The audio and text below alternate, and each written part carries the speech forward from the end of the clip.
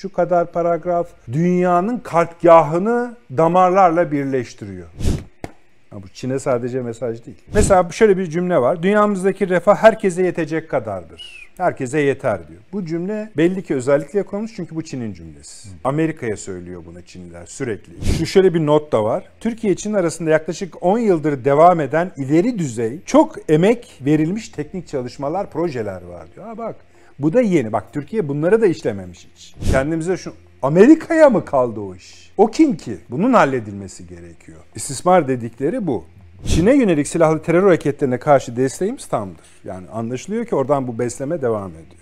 Gazete Haber Merkezi'nden merhabalar diyerek başlayalım. Nedet Ersener'le yine önemli bir konuyu konuşacağız. Dışişleri Bakanı Hakan Fidan'ın Çin ziyareti, Çin gezisi ve oradaki mesajları çok konuşuldu. Ama biz biraz daha belki konuşulmayan kısımlarını da bugün konuşuruz. Ama genel olarak ben hangi sonuçlar çıktı, sizin dikkatinizi ne çekti?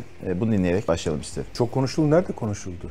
Biz söylemesek Türk medyasının zaten haberi yok. Türkiye Cumhuriyeti'nin Dışişleri Bakanı Çin'e gidiyor. Orada Türk siyaset, Cumhuriyet tarihinde görülmemiş bir konuşma yapıyor. Çok kıymetli bir konuşma. Buradaki yansımasını ben sana söyleyeyim. Hani başlıklar süperdir. Türkiye'nin Çin çıkarması hangi sahilden çıktıysa 1,5 milyar kilometrelik ülkeye.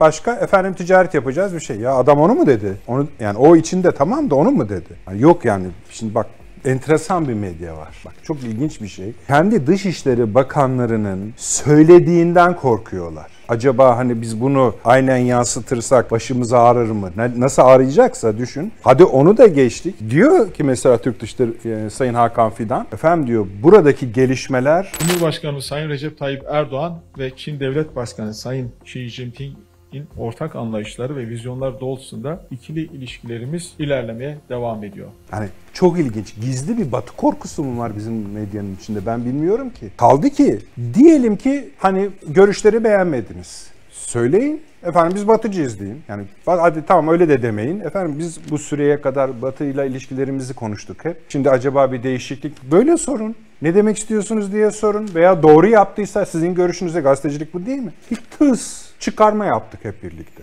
Bu kadar gayri ciddi olabilir mi ya bir medya? Şimdi bak neyi yazmadıklarını konuşacağız. Şimdi Çin bugüne kadar bizim gündemimizde nasıl vardı? Bugüne kadar dediğim şu. Yani yakın vadede çok ciddi krizlerle yakın olduğu için Türkiye, Ukrayna ve İsrail'in yaptığı soykırım özelinde, ondan hemen öncesinde Azerbaycan-Ermenistan Savaşı'nda, Libya vesaire vesaire. Derdimiz ağrıyan yerimizde olduğu için biz bir yandan da dünyayı eskiye kıyasla daha çok takip etmeye gayret ettik ama Çin bizim gündemimizde değildi. Siyasi ilişkiler açısından gündemimizde değil. Yoksa ciddi bir ticari ilişki var. Orada da söylendi. Yanlış hatırlamıyorsam 50 milyar dolar. İlişkilerimizin önemli bir ayağını ekonomi ilişkiler oluşturmaktadır. Malumunuz ikili ticaret hacmimiz 2023 yılında 48 milyar dolar düzeyine ulaşmıştır. Bizimle sınırımızda olan ülkelerin bazılarında bu kadar ilişkimiz yok. Biz nasıl kullanıyorduk?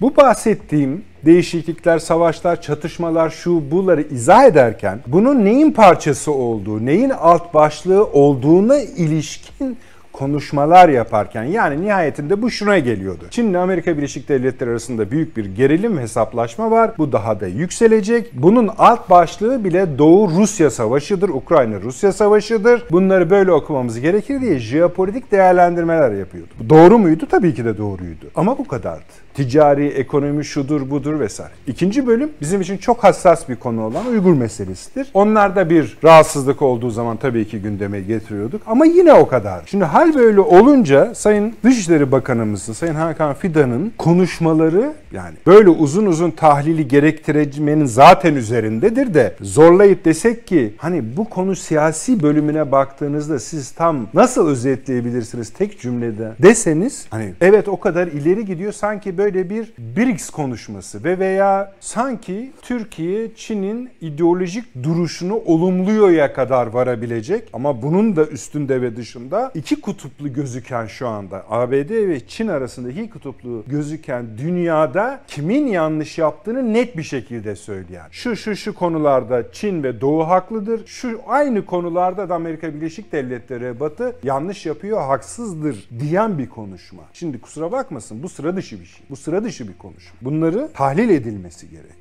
Artı jeopolitik, çok kuvvetli jeopolitik boyutu var. Ne hangi konulardan var? Birincisi şu. Biz İsrail-Gazze meselesinde, Filistin davası meselesinde yaşanan krizde gördük ki bizim bölgemiz Büyük Orta Doğu diyebileceğimiz, Batı Asya'yı da eklediğimiz, Karadeniz'i de eklediğimiz, hatta onlarca koridor kurulmuş, kurulmaya çalışıyor, öbekler oluşturuluyor. Herkes kendine göre takımlar oluşturuyor. Şimdi orada Sayın Dışişleri Bakanımız dedi ki bunlar iyi güzel, bir sıkıntımız yok. Büyük önem verdiğimiz bir diğer konu da ulaştırma konusudur.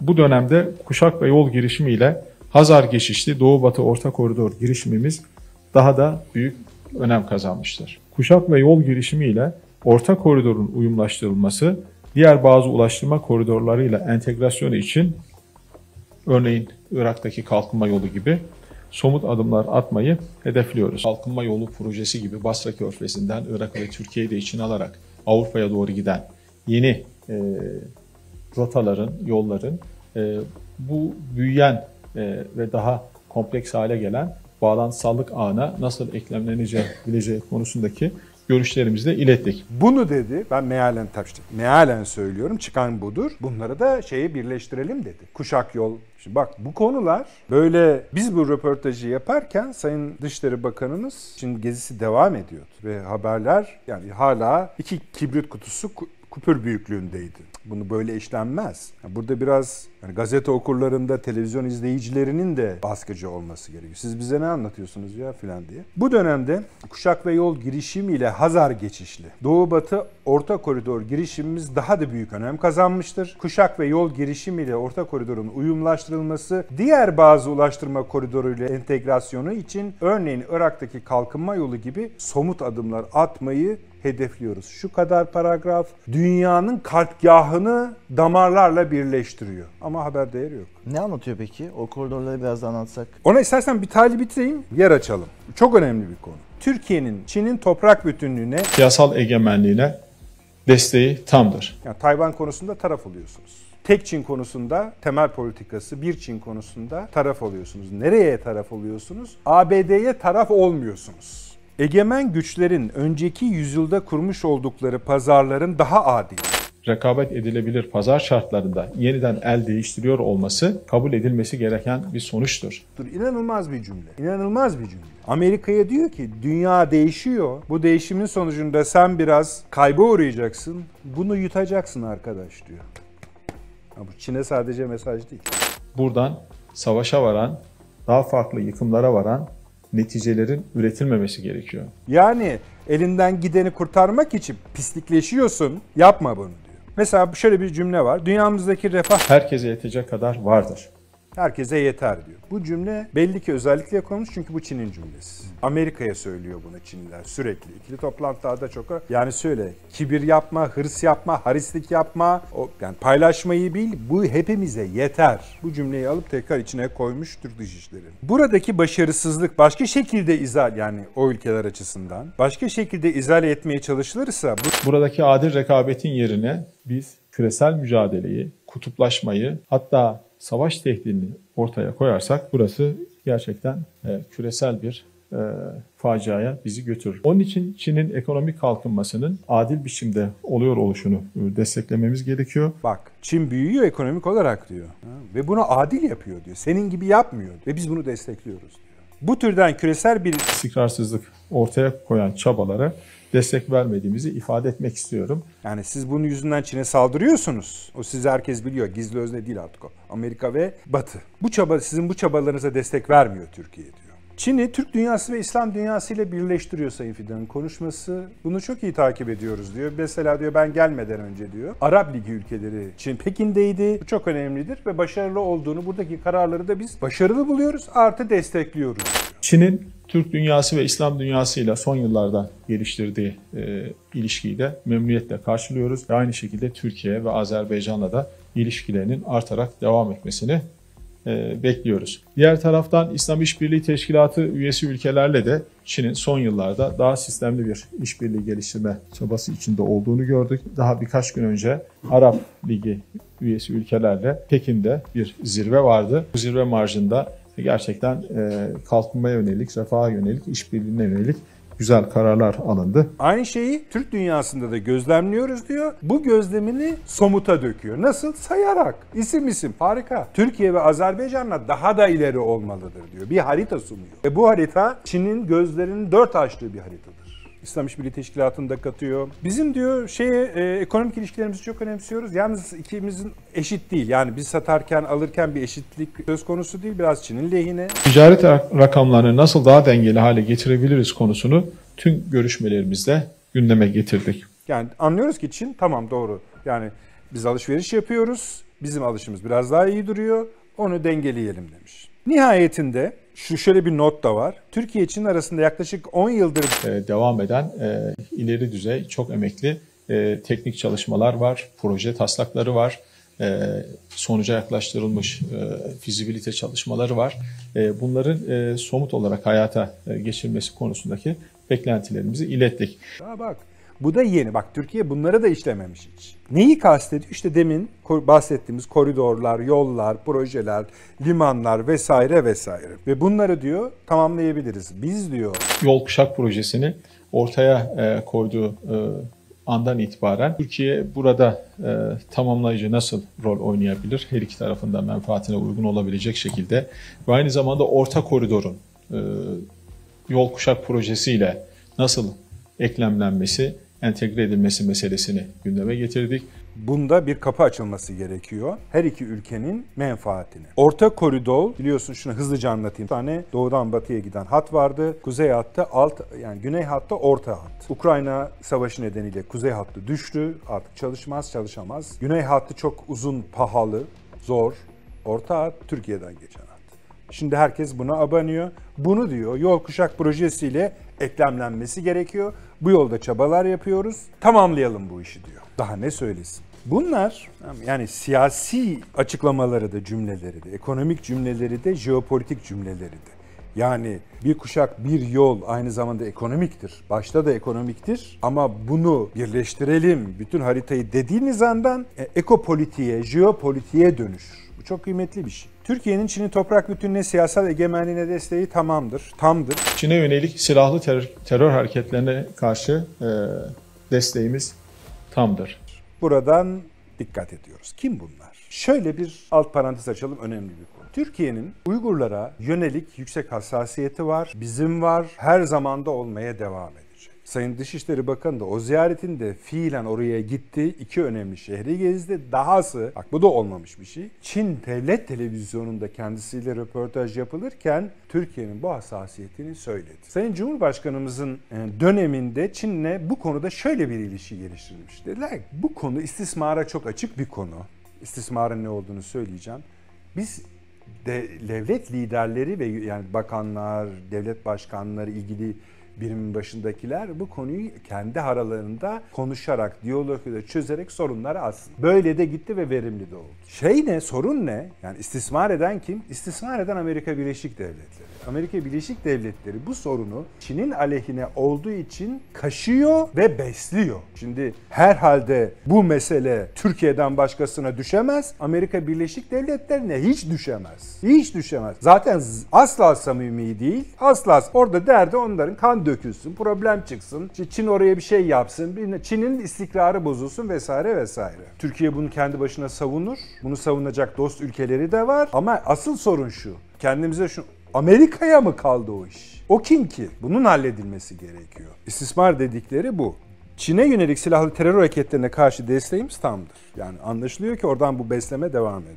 Özellikle Çin'i karıştırmaya yönelik, Çin'in ekonomik gelişmesini durdurmaya yönelik uluslararası girişimleri doğru bulmadığımızı buradan ifade etmek istiyoruz. Çin'in ortaya koyduğu ekonomik rekabet edebilirlik yeterliliğinin başka şekilde uluslararası kamuoyuna yansıtılması, buradan farklı bir küresel mücadele üretilme çabası gerçekten dünya barışı, istikrarı ve kalkınması için son derece alarm zilleri çalan bir olaydır. Daha var. Zamanımız kıymetli. Çok fazla üzerine abanmayalım ama bu metne baktığınızda Çin'in şu anda dünyayla iş yaparken canını sıkan hemen ne kadar kritik konu varsa Türkiye burada taraf gösteriyor. Aslında taraf gösteriyor cümlesi şöyle yanlış. Doğrunun yanında mı yer alıyor, yanlışın yanında? Bunlar cevabını aramamız lazım.